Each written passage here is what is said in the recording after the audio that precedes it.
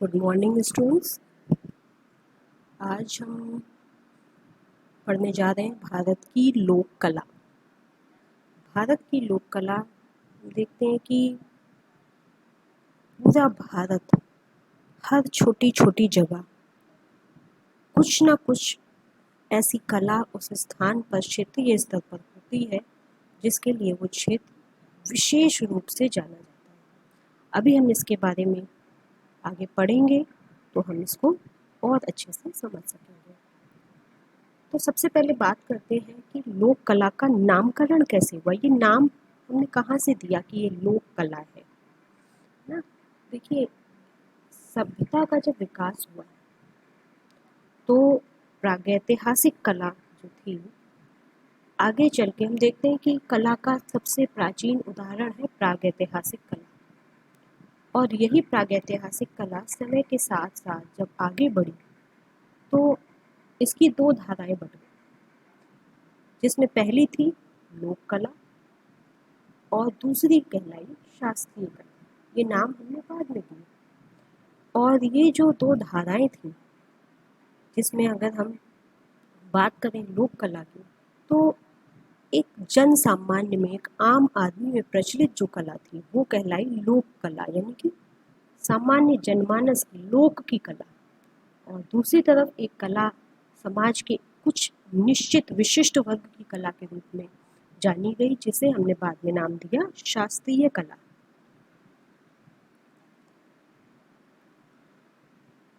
अब हम अगर लोक कला की बात करें तो हम देखते हैं कि क्षेत्रीय स्तर पर स्थानीयता का गुण होता है इसमें, और इसी कारण से क्षेत्रीय स्तर पर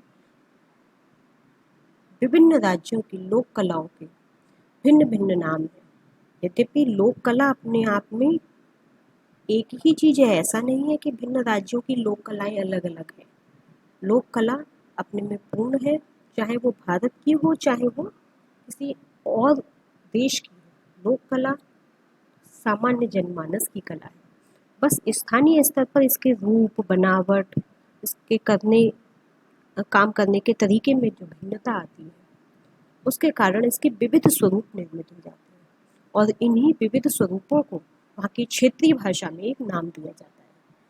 जैसे कि हम देखते हैं कि भारत में बंगाल की लोक कला को अल्पना कहा जाता है, उड़ीसा की पटचित्र, बिहार में कोहबर और मधुबनी के नाम से लोक कलाएं प्रचलित हैं।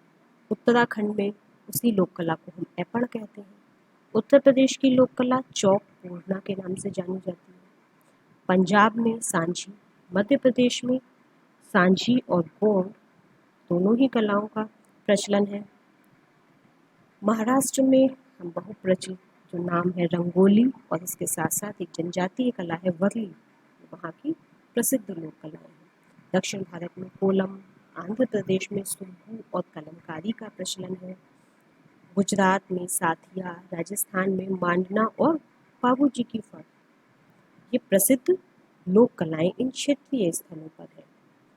इनको हम इस मैप के माध्यम से देख सकते हैं कि कहाँ पर कौन सी कला किस किस क्षेत्र में प्रसिद्ध है। अब हम कुछ चित्रों का अध्ययन करते हैं और देखते हैं कि किस तरह से इसमें डिफरेंस, कैसे अंतर आ जाता है। जैसे कि हम मधुबनी की बात करें तो आप सामने चित्र देख रहे हैं। मधुबनी जो कि बिहार के मधुबनी क्षेत्र की लोक कला है। मधुबनी एक गांव का नाम है, और उसी गांव में जो काम लोक कलाकार करते हैं उसको वहाँ के स्थानीय नाम के साथ में जोड़ते हुए इसको नाम दिया गया है मधुबनी। तो आप देखिए कि यहाँ पर दो रेखाओं का प्रयोग हर जगह दिखाई पड़ता है, चाहे वो शरीर की बनावट हो, कपड़े हो, फूल पत्ती हो, वहाँ पे दो समानांतर रेखाएं लगातार लगातार हर रूप के साथ में दिखाई पड़ रही है। साथ ही बहुत चटकीले रंग है। ये लोक कला की खास बात है कि चटक रंगों का प्रयोग दिखाई पड़ता है। ये देखिए ऐपण, जो कि उत्तराखंड की लोक कला है। इसमें उंगलियों का प्रयोग करते हुए समानांतर बहुत सारी लाइंस का प्रयोग किया जाता है और बहुत फोर्सफुली इन लाइंस को खींचा जाता है, जिसके कारण एक रिपीटिशन हमें लाइंस में दिखाई देता है, और यही इसके सौंदर्य का सबसे बड़ा कारण है। ये महाराष्ट्र की वर्ली कला विश्व प्रसिद्ध कला, जिसमें हम देखते हैं कि ज्यामितीय आकारों के माध्यम से बहुत ही सरल और सहज ढंग से कलाकार चित्रकारी करता है। ये है गोंड कला। गोंड कला में आप देखिए बिंदुओं का बहुत सुंदर प्रयोग किया गया है और साथ ही साथ जो रूपाकार है उनमें इतनी सरलता है कि जैसे हम कहीं पाते हैं कि बाल कला के निकट पहुंचती हुई लगती है। ये है मांडना, जो कि राजस्थान की बहुत प्रसिद्ध लोक कला है। इसमें रेखाओं का प्रयोग आप देखिए कि किस तरीके से रेखाओं के पुनरंकन से, रिपीटिशन से इसको सुंदर रूप दिया गया है। अब हम बात करते हैं कि लोक कला की कुछ विशेषताएं हैं जिसके कारण हम देखते हैं कि प्रत्येक लोक कला में हम ये विशेषताओं को देख पाते हैं। इसमें सबसे पहली चीज है अलंकारिकता। आपने देखा, अभी जो चित्र देखे उसमें भी देखा कि प्रत्येक लोक कला में अलंकरण तत्व जो है वो हमें दिखाई देता ही है। दूसरा है पुनरावृत्ति। आपने देखा कि रेखाओं की पुनरावृत्ति की गई, आकारों की पुनरावृत्ति की गई, रूपों की पुनरावृत्ति की गई।